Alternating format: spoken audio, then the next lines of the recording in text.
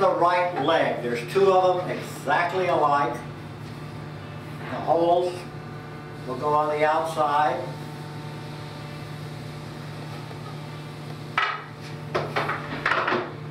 This is the left leg.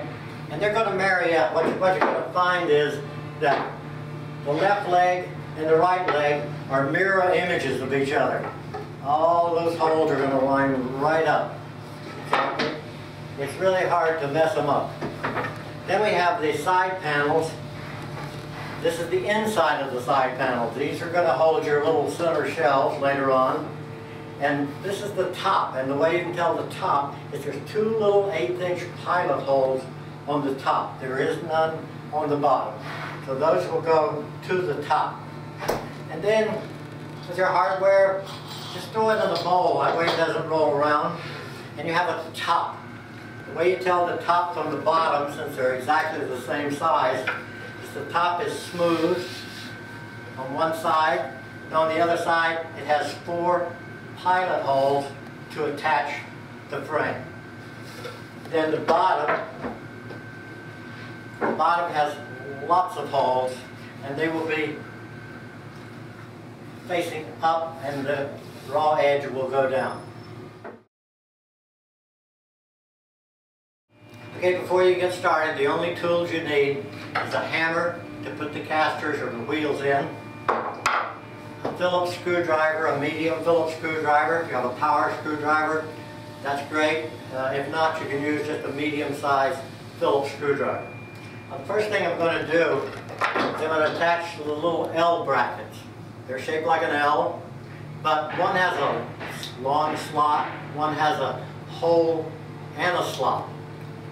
To put it onto the side panel, I'm going to use a small screw. It's a 5/8 number 8, and we're going to put it in that long slot.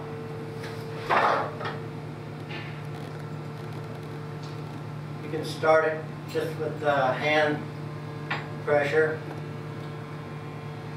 and the top flat edge of the L bracket is going to be flush with the top of the side panel.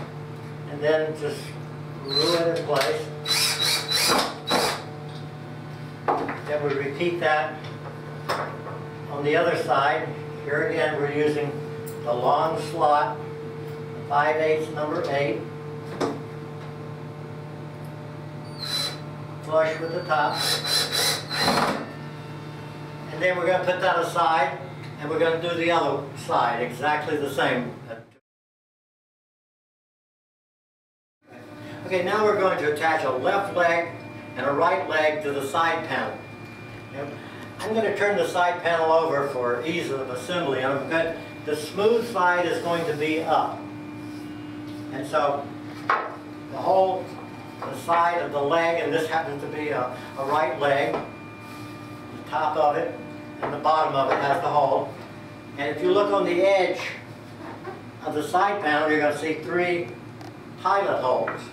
And what I'm going to do is I'm going to take one side, I'm going to start that 1.5 number 8 screw, and I'm going to tighten up all 3 of them. And then I'm going to attach the other side.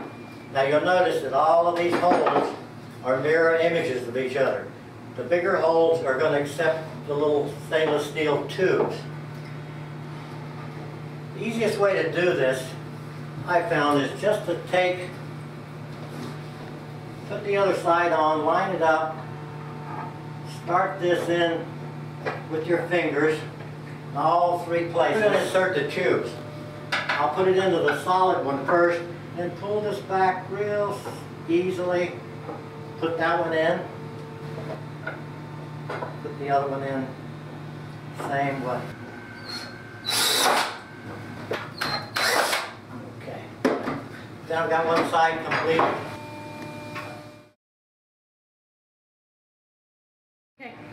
Okay, now we're going to take and attach the side panels and attach them to the bottom of the top. The top is smooth, nice round edges here. Put that down on a nice smooth surface. You'll notice there's 4 pilot holes. Okay, they're not exactly equidistant. This isn't and that isn't. So you're going to use the longer ones to line up with these L brackets that we attached before. Remember, the L brackets had slot and a hole. We're going to use the hole this time, not the slot. We're going to line that up, and we do these on a computerized router, so they should line up pretty close, and they do. Now we're going to take the little 5/8 number 8 screws. Next, I'm going to attach the other side. Also. Okay, now we're going to attach the bottom. Have the holes are going to be up. Smooth part will face the bottom of the top. So you got casters are going to go, or stems will go in here, and the 1 1/4 number 8 screws go in there. And if you notice on the top of the legs, or actually at the bottom of the legs, you'll see little 1/8 inch pilot holes right in that position there. These are going to line up, so you want it to go the long way. And you take a 1 1/8, and I like to line them all up first. You can do any one or just get it started. Now I'm going to tighten all 4 of those down now that I got them started. Okay. Now I'm going to put the caster stems in. You'll notice they have little teeth on them. We're going to insert those down. They should be lined up perfectly with the hole that's in the leg. Tap them until the teeth bite into the wood. You don't want to flatten that out, because if you flatten it out, the caster stem will not go in. Because this is a small unit, you can wheel it around almost any way. You can put these in any way you want. In this case, I'm just going to take and put them in to the front. I'll call that the front. Although you could do diagonal or however you want. And just tap them in, hit the metal construction, and now I'll turn the card upside down and we'll finish up things. Okay, now we're going to attach the side shelves. Take the 1-inch stainless steel pins, and you'll notice right under the second bar there's a set of holes. We're going to push those in. Should have a pretty good tight. If they're a little bit loose, it won't matter. On the other side, put those in. And we're going to repeat. And once you get them in place, you're going to take the smooth edge, the slots are down, and the pins rest in the slots. Fit in there nicely. Here again, smooth edge out and up. There, you might tilt it a little bit. Then you repeat the same thing with the other side.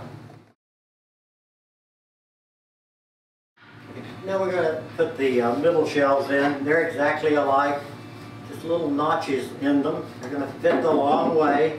And you have a little bit of a choice here.